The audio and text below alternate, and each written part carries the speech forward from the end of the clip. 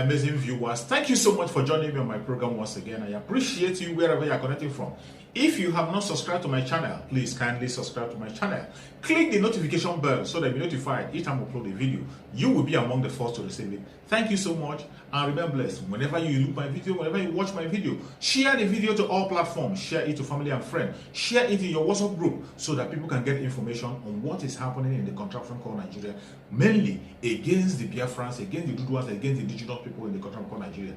I try as much as possible to set the record straight. I don't preach hate speech. I don't speak against people. I set the record straight. The only important thing I do here is to make sure that the plight of the people remains on the front burner and the world will know the true story of what is going on in the contraption called Nigeria. Well, then, you have it there. Now, renowned political economist Professor Patriotism is leading a committee negotiating the merger of several political parties and civil society movements to rescue Nigeria from the abyss. That is what they claim they are out to do. Professor Patriotism said that he's while briefing newsmen on the plans to form a third force to dislodge the two major political parties at the general elections in 2023. Take a listen to Professor Patriotism. Fusion committee is a committee that was set up to manage a fusion of several political parties, several civil society movements into one platform to contest the 2023 elections, but more than contesting the 2023 elections, to provide direction for our country.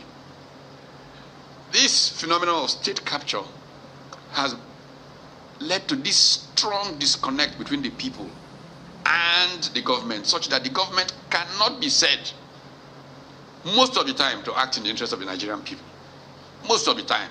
I can prove it to you with facts, figures. The evidence is there that the government does not act in the interest of Nigerian people. I give you some small examples. As we speak, the people are hungry, the streets are angry. The young are unemployed. Touch people's pockets, there's nothing in it. And they have to queue for petrol. You can't get anywhere. Where is power? Governors are still flying in private charter jets. They don't go on commercial planes. Occasionally, by accident, you see one. Professor Patriotism and the dream or agenda of the third political force ahead of 2023. Well, let's get into our conversation for tonight, everyone, shall we? There's been some kind of impasse over the situation of the agreement between the federal government and university lecturers, and it does look like things are not working just yet. It has been months of unending threats of strike action and downtooling as different labor unions show grievances over what most of them describe as government's insincerity to agreements made concerning their wages and other emoluments or conditions of service. The latter situation is the impasse between the university lecturers who have now downtooled and now students are back home, and there's no looking like there's no end in sight. Government is making promise. They said they set up a committee. Tonight, we hope to get some answers and perhaps get our students and our young ones back into their schools. I'm being joined tonight by a former governor of Anambra State, a medical doctor by training, who later became a senator representing Anambra Central Senatorial District. He was appointed by President Mohammadu Buhari in 2015 and was reappointed as the Minister of Labour and Employment. Senator Chris Ngige, Minister of Labour and Employment, is our guest tonight on the program. Thank you so much, Honourable Minister, for joining us tonight. Thank you, Sean, for having me here. Tonight, our agenda is for you to be able to explain to Nigerians what exactly is happening. It's disappointing that students are at home. In fact, it is most disappointing right now that university lecturers are now saying the government is not sincere with the agreement. Since 2019, these agreements have been on the table. Honorable Minister, this is perhaps the fourth or third time that we're talking about ASU right in this studio. and it does look like we're in the same place. Why has it been difficult for government to meet its own side of the bargain?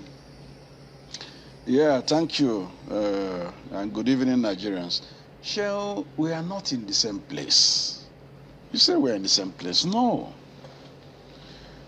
You see, I'm a conciliator, and what I owe you and what I owe Nigerians is to always speak the truth as to what I have seen when this dispute or quarrel arises between a group of workers who aggregate themselves into unions and their employers, whether it's in the public sector, where government is the major employer, or in the private sector, where you have private enterprises employing them.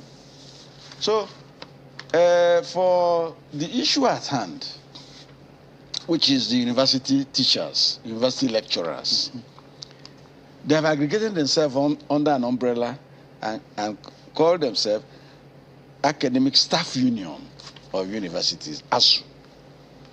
And they were registered by the ministry, by my ministry before I came. And they are affiliated to the Nigeria Labour Congress. So to all intents and purposes, they are guided.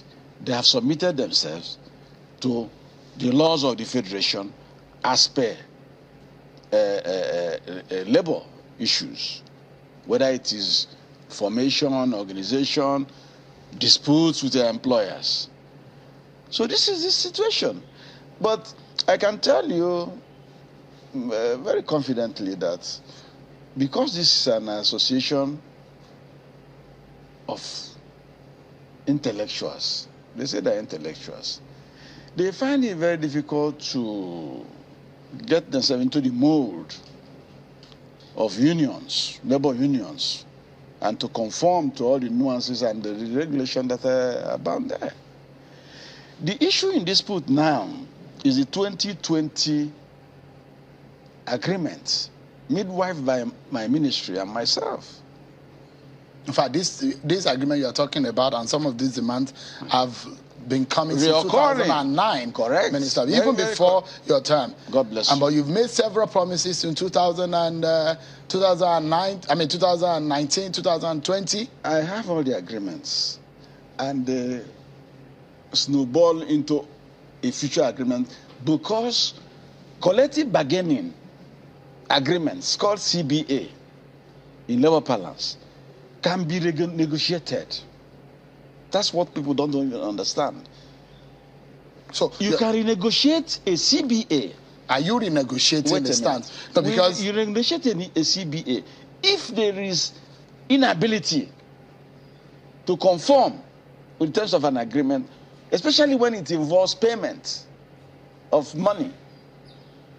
The principle of ability to pay, capacity to pay, comes in. Do you agree, Minister, that the government has failed on its own side to make the payments? No. Okay, so let's take it one after the other, Honorable Minister. Just a moment. Let's begin. Let's take it one after the other because there are demands. Go on. First and foremost, let me take you up on the agreement. It's been on for since 2009, and still up to now, there's no full implementation of the agreement. True or false? Which agreement? Okay, let's show you some of the agreement, Minister. 2009 has so many agreements. Just a moment. We'll show you some of the demands of the university lecturers. Yes, go on. Include payment of earned academic allowances. Well, yes. Revitalization fund. Very good. Replacement of the payroll system. IPs with UTAS. The conditions of service for university lecturers, funding of universities, university autonomy, and academic freedom. Okay. These are some of the demands that ASU has made. And let me go to specifics now, so that it doesn't look like these are vague. Let's take them seriously one after the other. You promised to release 1.3 trillion naira between 2013 and 2018, apart from the 200 billion you released in 2013.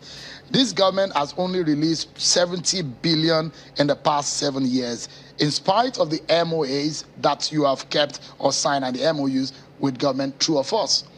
Good. Government is a continuum. The 1.3 trillion you're talking about was promised by the Jonathan government. Does it matter? It doesn't matter, because Oil was selling at $100 a barrel then, $120 a barrel then, and the revenue of the Federation was rich. They even have excess crude. But you agree with the university lecturers when your government came into power? I mean, not minding that it was signed by the Jonathan administration. And you go, if they give you the agreement, they should give you to you. I have the agreement. The agreement says that government is unable to pay this. But to show commitment to the intentions of revitalization, for which this 1.3 trillion was promised. Mark you, it was promised by that administration. And they promised to kickstart the payment. And they paid 200 billion. They paid 200 billion, which they borrowed from TET fund. They didn't take it from Federation account. So in effect, you are taking something from a basket and putting it back. Because TET fund is a revitalization vehicle. So that 200 billion you're saying, or 220, they took it from TET fund and placed it on the table and said, we are paying you this. That payment spiraled even on to 2016 in the payment into our regime. Minister, so let's put the 200 billion the Jonathan paid. In the 7 years of this government, you have only paid 70 billion. No, government now said we don't have the money to pay it. Since when have you realized that there's no money? No, this was the agreement in 2016, 2017. But we will find a way by which we can fund the universities and revitalize the infrastructure there. So a committee was set up with us as members. But government said, we're going to drop 25 billion for you to show you good faith that we are not talking nonsense or that this is of no effect. So that money was dropped. Again, another money was paid last year because the committee couldn't come up with anything that would generate fund. The committee even recommended that stamp duty should be taken. You know the story of the stamp duty between NIPOST and CBN and the struggle with even communications on stamp duty, so it was jettisoned. There was a proposal to get money from telephone calls, charges, by that same committee. Also, people are members of that committee. Because you cannot give what you don't have. Government made it clear. We don't have this 1.1 trillion that is remaining. Is that the present condition right now? That the government still doesn't have it? We don't have it. It's in the agreements. You said you read the agreement. No, but the last time, the last time, Minister, you made promise that about 40 billion or so was being prepared. It was paid. And so, if you look at it, so this government has only paid 10 billion per year in the last 7 years. So because 70 billion is what you are paid in 7 years. Shehu, the government did not say we are going to pay you that 1.1 trillion that is remaining. They say we don't have the money. And under the principle of capacity to pay, ability to pay, let us renegotiate it because TET fund is still there. Unless you want us to go and take money from TET fund and deceive you, like was done in that period, and place it for you on the table and keep on giving it. Does it mean that maybe this government is not playing priority on education? No. Because there is a United Nations standard of how much should be budgeted for education. It's not only, and we are very we are very far away from that quota. It's not only education that has a percentage of... But we're talking about education now. No. If you go to health says 15% of budget. If you go to water and sanitation, it also gives you a percentage. If you, there is nowhere you go. If we meet the UN standard, then there will be nothing for anybody to even do infrastructure.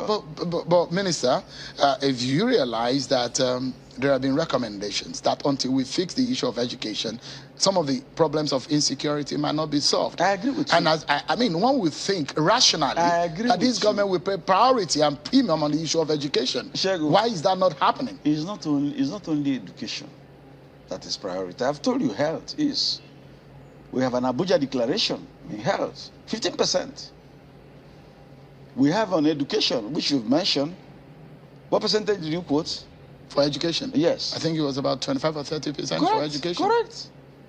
Another sector, environment, has an allocation for budgetary allocation of about 20%. And so on and so forth. By the time you look at it and put about 7 sectors, you already passed 100% of your budget. Let's come back to this issue of education. Minister, education is power. What is the situation of things now? How much can the government commit to? Now, because you know the picture now, Minister, is that government is not sincere as far as the lecturers are concerned. That you keep going back and forth and deceiving them. And they are tired of signing MOUs.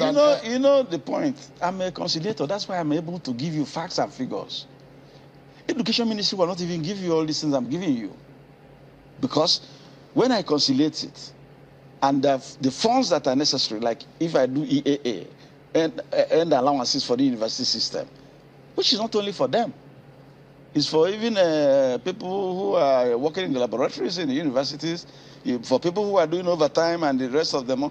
Once we do it, and the money is not enough to pay from the federal budget, I go to Mr. President and get special dispensation with the finance minister for her to pay from special fund.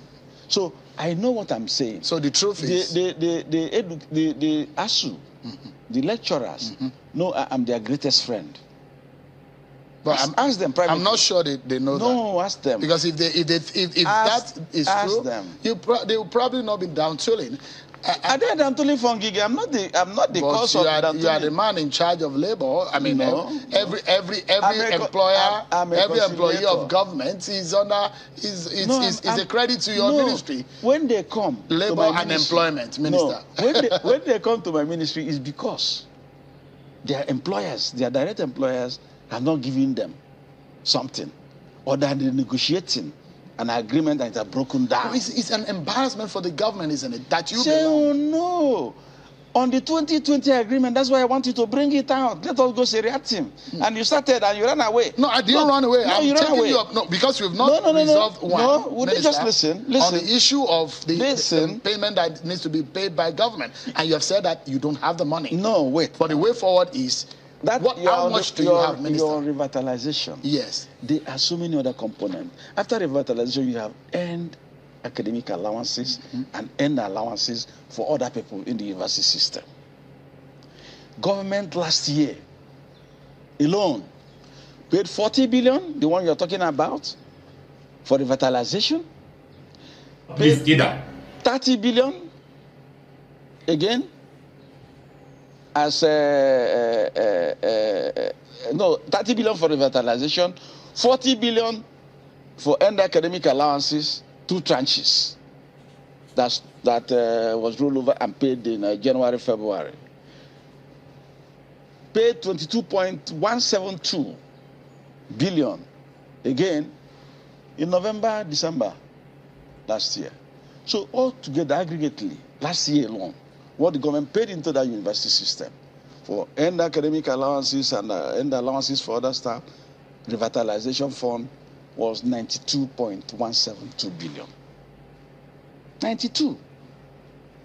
And I was instrumental to pushing Just a moment, Minister. So I don't know whether you have your figures correct. No, I have my figures here. Okay. But I just wanted to take a moment to listen to the president of the University Lecturers Association. He was speaking on our sister program earlier this week. Take a listen to him. I'd like the minister to respond to some of the issues raised. Yes. We got a notice from him for a meeting on Tuesday. But as usual, what are they bringing back to us? If you recall, for the past 9 years or so, 13 years, they've been giving all these promises. But once the strike is over, they relapse. If you recall, we met with the senior president, and we agreed on this issue that we met with the Speaker of House of Representatives in October. They also agreed on the way they are speaking now, the same way they spoke. We met with the NIREC, who also intervened with the president, who set up a 3-man ministerial committee to interact with us. It's still the same issue. So our colleagues are tired of these promises which they don't fulfill. What we want is action. That's what we want. I had to talk about you, Charles, and what have you. Let me give you this. If Nigeria is proud of home growth solution, why would they accept foreign one without testing? And then the homegrown, the one by ASU, that has come more than 80% in the test, and you say you should not apply. Why would you accept foreign one without test? And today you are seeing the effect. The report of the General of the see the effect of not testing that particular solution, IPs. And we are having a homegrown that all of us can work together and quickly apply to solve the problem of IPs. And we are still hearing stories. So that is it. We don't believe in ourselves. Any day this country believes in itself, we will solve all this problem. IPs were brought to Nigeria from nowhere, commercial, spending so much money, and creating so much havoc in the system. It was not tested. So those are the problems we have. Our members are tired of, but not more interested in MOA, MOU agreement for this issue. We want action. Let them show what they have done. Honorable Minister, yeah, that is the president of ASU. I'd like to go into another angle which it took the matter, but let's resolve this matter. For the sake of those students who are at home, and I know you have your own children also in the university system here in Nigeria. Some of your colleagues, the accusation and allegations against some of you and your colleagues is the fact that some of your children are outside of the country, and that is why you probably allegations are that you don't care about the university system locally here. But what is the way forward? When are we likely to see that these university lecturers will go back to work? I mean, Nigerians don't care how this is done. They just want this to be resolved. Do you have an idea of when this strike can be called off? Well, in the last 48 hours, we met with ASU. I had to invite them. Of course, they started the strike while I was away. And I spoke with them. So we have held a second meeting last Tuesday. And all the issues you have there, starting from academic allowance, revitalization, promotion areas, IPs and shortfall of payment on IPs, usage of university transparency solution UTAS against IPs, funding of state universities, university autonomy and academic freedom. University autonomy and freedom, they're all the same. They have been dealt with. That's the promise you're telling, you're telling They have been dealt with. And we can hold you to those words. Excuse me, a lot of them have even been dealt with after our meeting in October last year. That's why I said that I was shocked that they went on a strike. The only place they have a point to hold on to and even do their strike is on the issue of the renegotiation of 2009 condition of service. Because their condition of service was supposed to be reviewed. Are you able to resolve this immediately?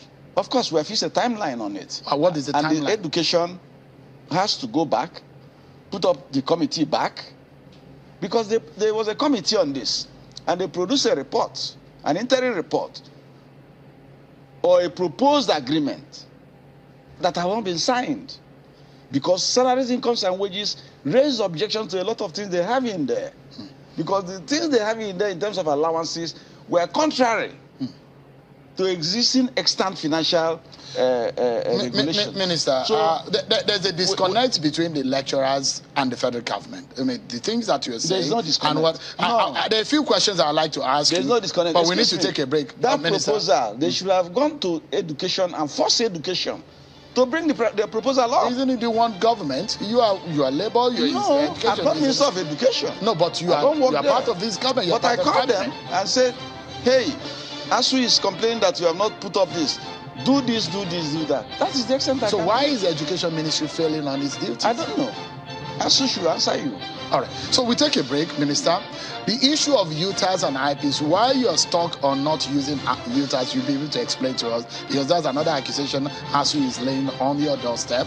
We take a break. So much, everyone, for staying with us. Let's continue our conversation with the Honorable Minister of Labour and Employment, Senator Chris Ngige. He's been speaking with us on the situation with the university lecturers who have now down to, and the students are now at home. Honorable Minister, we just wanted to know when the students will go back to school. We know what could happen if they continue to stay at home. They say the idle hand is the devil's workshop. A popular saying. When do you think that this might likely end? A lot of parents who are watching tonight and they are dismayed about the situation of things. When do you hope that this might be resolved? I'm hoping ASU should do the right thing and then contact their members so that they brief them on the conciliation we have had in the last 2 weeks. First and foremost, the issue of end academic allowances, we have agreed, given a timeline for National University Commission to go back to the old template they used in working out the 2021 end academic allowance. They use the rule of the thumb, an average of 10.8% of personnel costs. So we want them to go back very quickly and use that same formula and get us what we are supposed to pay in 2022. That's agreed by everybody. Revitalization, we had some, the amount is not very clear. What has been paid? The Accountant General's office came with their printout. So we now want to know what the actual payment done is. And then we've told them, well, this is ascertained, we will then agree again on how to pay something on the outstanding 170 billion. It's 170 billion that's outstanding from the 220, which they say government should try and pay, even if you don't have the ability to pay, which is, to me, it's okay, it's magnanimous, and it was stretched. So something will be paid there again. On promotion areas, Budget Office of the Federation and Accountant General tendered documents to show that they have been paid to promotion areas and that 22 universities have been paid. As we have taken the document back to go and verify the truthfulness of the document. So in all of this, Minister, could you tell us? No, we have done a report. They're supposed to share the report with their members. Today is Thursday, Minister. No, that they promised they will get back to me this evening. So possibly, maybe Monday, we should be seeing students going back to school? Of course. I don't see why they should not. IPs, we have formed the technical committee. You realize it's a dent on this government's image that students are at home. There is few queues on the roads as we speak. Students are at home. This government has the list of fuel queues shown. No, that is not the question. No, that's not the question. Is that the few queues are there and students are at home. This particular fuel and I'm asking, Minister, when you are hoping that the student will go back to school? I'm hoping for us to give me the good news, because we fit timelines on this, and what it means is that by that timeline, if the various committee in education and salaries, incomes, and wages have failed to do whatever they're supposed to do, but I don't think they will fail. Okay. Because I've locked them all up. The agreement committee is the one I'm more particular about, because that will give ASU people more money from their salaries and from all their allowances. Things are hard. The economic situation is biting and bad. I don't see why a professor in Nigeria should be earning about 400 and something thousand or after taxes and net. No, it's not the best. Right. So one of the areas that is very very worrying to the university lecturers is the issue of the payment system, the payroll system. Up to now, the university, the payroll that was suggested by the university lecturers, has it been adopted? UTAS? We have formed the joint committee now, because they disagree with NIDA reports. But has it been tested? Oh, yes. How much of, what's the percentage of the... No, they tested, and and I'm not supposed to disclose it. It's an official secret. I understand it's what, about 80%, No, Minister? it wasn't up to 80%. But did it pass the test? No, it didn't. I'm telling you, but I won't disclose the figure. But was IPs ever tested by NIDA? IPs came in even before we came as a government. No, but the question is that did he face that same test that he subjected when the IPs came, and if there was no regulation that any solution or any software that's going to be used by government will receive NIDA certification, if there was no such regulation or law, It's not the fault of So anybody. because IPs came on. If you did not test IPs, and you are testing UTES, and We're testing UTES as far as the law information now. that the university lecturers have, they said it's about 80%. No, it's not about and 80%. You are not allowing it to no, go. it's not. We have formed a joint committee now, and we're bringing neutral ICT persons to join them and give us what the actual result is. NIDA is a government agency. They say they don't trust NIDA so much. They are suspicious. I don't blame them. But they should be very comfortable with the fact that I and the Secretary to Government of the Federation were strong supporters of UTAS because we like homegrown things. It's Executive Order 3 and 5. So they should relax. Let's wrap up on this on the education we matter, give the because about 3 weeks to report back. Another area that there's been some issues hanging is the health. We touched on briefly. The university lecturers declared, saying that the government should declare a state of emergency on education. According to them, they say, quote, what Professor Oshodeke said, the education sector in Nigeria is in crisis and money is being lost in the primary, secondary, and tertiary education levels. Is the government aware about the debilitating state of our education sector? A lot of our sectors are not at optimum capacity. We're talking about education now, Minister. Not only education. No, let's talk about the education. I'm not Minister of Education. So no, but you are a member of the cabinet. Yes, Do you agree that a state of emergency should be declared in education? If you leave me, I will overhaul education completely. I don't like the system we have. I don't like the 6334 system. What would you do differently? I will put something in the middle for people to go for 1 year vocational training, to know how to use their hands. For carpentry, tailoring, bread making, confectionaries for ladies, tailoring, and painting, and the rest of it. Our children must have skill. Was that what applied when you were in school? When I was in school, it didn't apply, but we were doing what is called agricultural science. We go to the farm. It still exists in the education system? I don't know. It does. There's agricultural science still. No, but they don't go to farm and do real farming from what they read. They don't also do what they call handwork. Our time, we were doing handwork. You must show some kind of skill, either in making a basket or making this or that. But we should formalize it.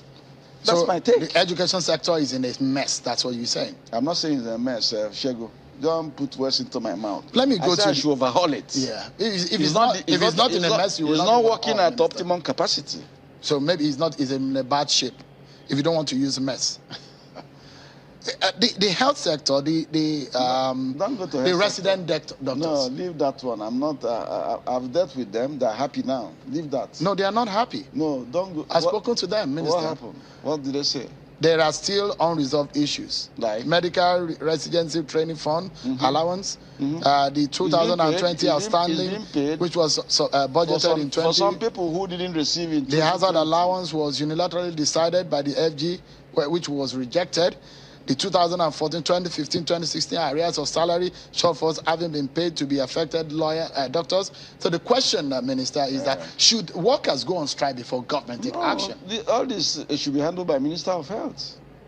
You keep pushing into that because they're direct employers. But when they go on strike, you are the one who deal with it. Good. That's why I react proactively. These people have discussions with me every month. They're my colleagues. Long-time colleague, because you're not a practicing doctor some of these things that you are talking about with them have not been brought to my attention.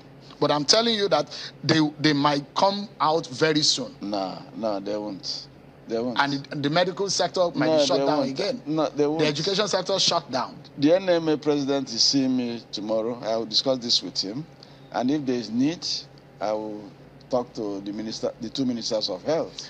Let me quickly take you up on before we move into politics. I hope you're not fanning up industrial discord. No, this is not industrial. These are just questions. The way you are talking. No. These are conversations. No, your questions are slant. No. There's no slant. I'm just asking you straight questions, Honourable Minister. No, you're not. Is it because I'm not smiling?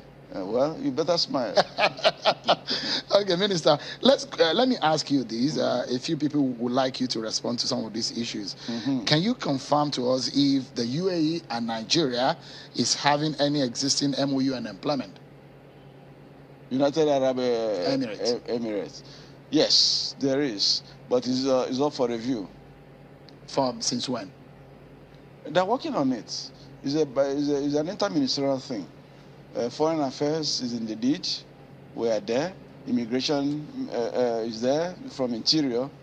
And who else is there? I don't know whether education is there, but it's an interministerial thing. They will look at everything. We also need to actually take it very seriously, because there are some jobs in the UAE that they don't allow foreigners to do. There are some jobs which are meant for foreigners, and again, when they come there, they do some kind of segregation based on color and stuff like that. So that's what we are. I'm raising this matter because of the difficulty of some Nigerians to get renewal of work permits, and is presently going on in the UAE. Yes, because some of those jobs they were doing before have been removed from that basket for all foreigners. And then now some group of foreigners are now allowed to do that work. You understand what I'm saying? So is there any end in sight into that? We are pursuing it. You're talking with the UAE government? Yes. Is there any hope? Why not? Okay. Why not? Yes, there is. Not only UAE, there is even Qatar. And so the negotiations are on. Before I go into politics, just this one question. The 10 million jobs that's promised under this government, the president has promised that means about a million jobs per year for 10 years. Yes. The question is, how many we are in March of 2022? As at the end of 2021, since you are the minister in charge of employment, how many jobs has Nigeria provided, or this government directly provided to its citizens? Job creation is not a one-shop thing. It goes across strata, runs across. And we are trying to now see if we can unify everything and have a desk where we can, from there, monitor everything everybody is doing.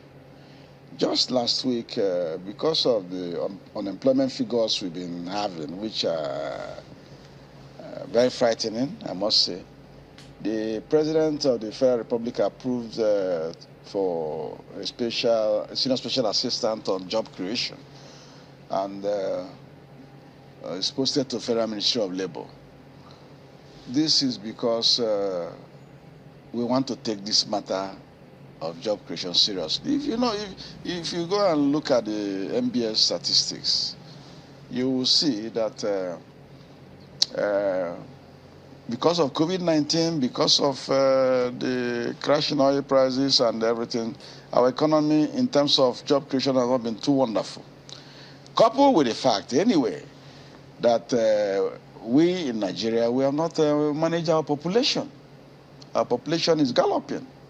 And that's the reason why unemployment is rising. Of course. It's risen to almost over 30. It's a supply and demand situation. The percentage. And as the minister in charge of that sector, I mean, under this government, it has risen from less than 20 to over 30. It's not only in Nigeria. Minister, let's focus on Nigeria. It's even the world. No, let's focus on Nigeria. Well, I mean, how you are able to manage. Our earnings have dropped. There are more Nigerians are now out of jobs since your government came into power. No, but we have not retrenched. That's the important thing. This government has not retrenched. But the NBS figures are saying that more people are out of jobs. Yes, a lot of factors have caused it. Our earnings have been bad. If you remember, our earnings were so bad that we went into recession in 2016, came out from recession about 2017-18. Then you have COVID. COVID took away jobs all over the world, not only in Nigeria. But luckily we are trying. Nigerian government under Mohammadu Buhari, we said, don't retrench. Don't retrench. So even we extended it to the private sector. I said, don't retrench. Minister, we will give you some support. Let's talk about politics. Yeah, are you a politician? I'm not. I'm a political journalist. Okay. Okay. So let's begin by asking you, are you running for president? That's a $1 million question. Are you running for president? Yes. What do you Senator want me Chris to Ngige. answer you now? Whether or not you are not, yes or no. But if you're contemporaneous, like you said, as a political journalist, you will have read where I told my constituents that were urging me on last December 31 or so, that I will do some consultation and that I will speak to them in April during Easter. So I'm doing my consultation. But make no mistake about that. Am I not qualified to run for president of Nigeria? That's a big question you need to answer tonight. No. I'm asking you. No, I can't answer questions. I'm not obliged as a journalist to answer questions. I'm asked to ask questions. So I'm constitutionally asked to ask questions. Yes, you're right. So the question is, are you? I'm still consulting. Okay. That's what I told you. Mm-hmm. And that consultation is still on.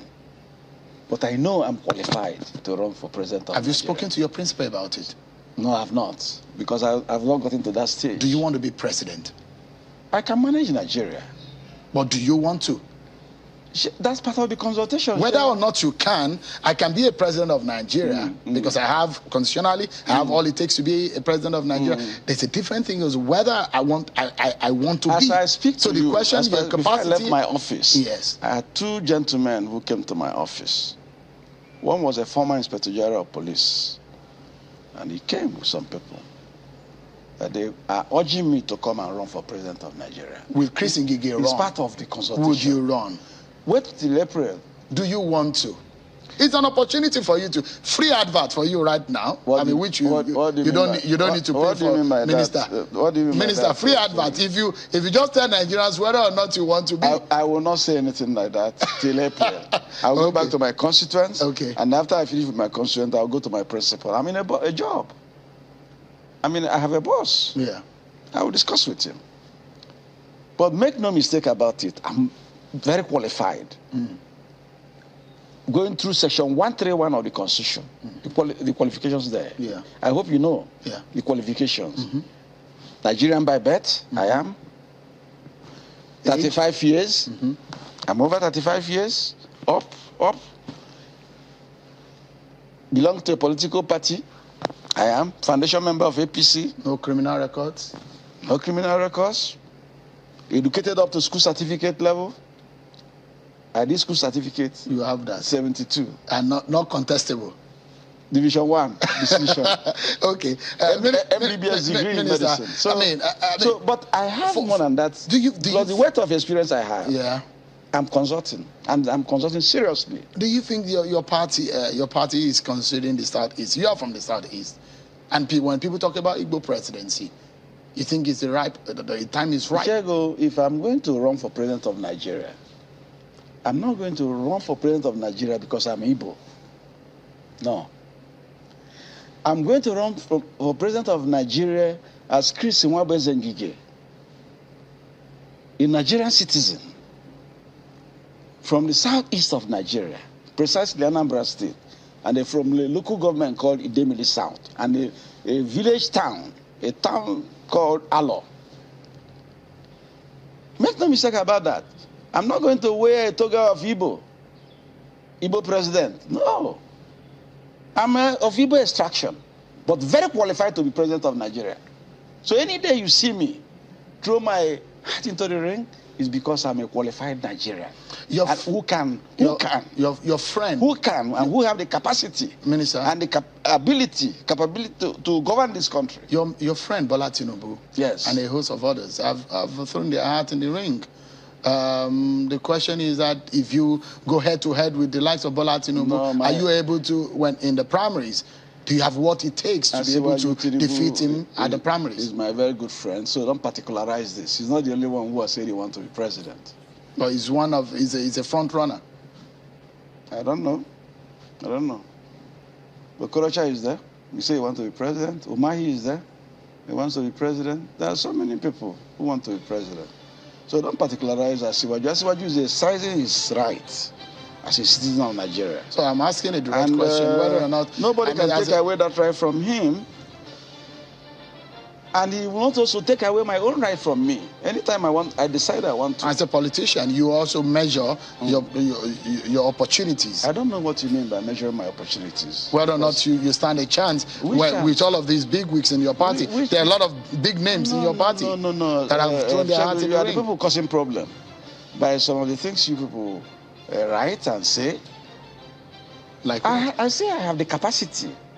I'm eminently qualified to say I want to be president of Nigeria and to actualize it by throwing my hat into the ring and by governing the country effectively and efficiently. Were you the person the president was talking about in that exclusive interview? The president have not told you. No, I'm asking whether... I don't know. How can I know? Okay, you don't know whether you are the president. No, the president does not want to reveal just yet. No, the president is my friend. That's all I know. My friend, my very good friend. Even before he became president. Is it possible, Honorable Minister, that top politicians of Igbo extraction have sat on the table and said, look, let's join forces, let's come out very strong and in one voice in 2023? Is there that thinking? Are you thinking in that direction? If it happens, that's very good. Chibayi Adebanjo writing on the program yesterday. Can it happen? Yeah, Chibayi Adebanjo writing on the program yesterday was rooting for the Southeast. Why do you want all the Igbos to be on one table and say it's Mr. A or Mr. B? History teaches us a very big lesson about Nigeria's politics. Did the Northerners do so when it was their turn? But they came out to say it is their turn. No, the people Buhari contested in my party. Kwankwanso contested in my party. Ndazaya contested in my party. Who else from Okorocha the contested? Atiku Abubakar contested. Atiku Abubakar contested. 4 from the north. They didn't come with any consensus person. So why are you people saying Igbos must do that? Why? So there's no need for you. I'm from Southeast, I've told you. And that if I'm running on my credentials as a Nigerian who is capable, eminently qualified.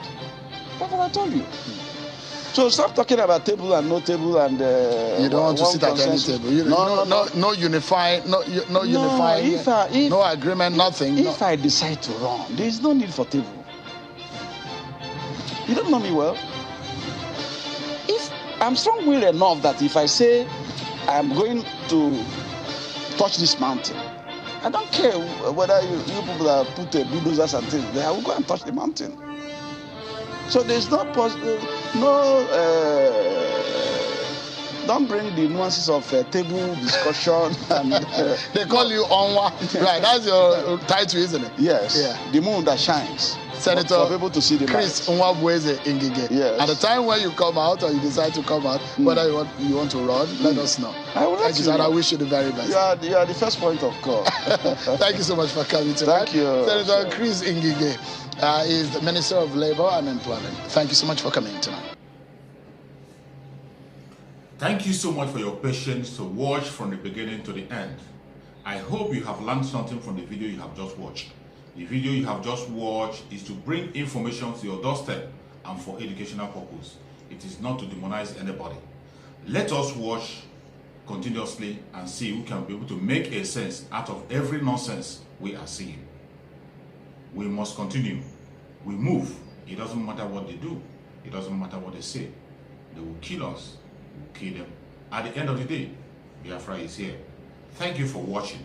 If you have not subscribed to the channel, please kindly subscribe to the channel. Click the notification bell so that you're notified each time I upload a video. You will be among the first to receive it. Thank you and remain blessed. Bye-bye. See you again.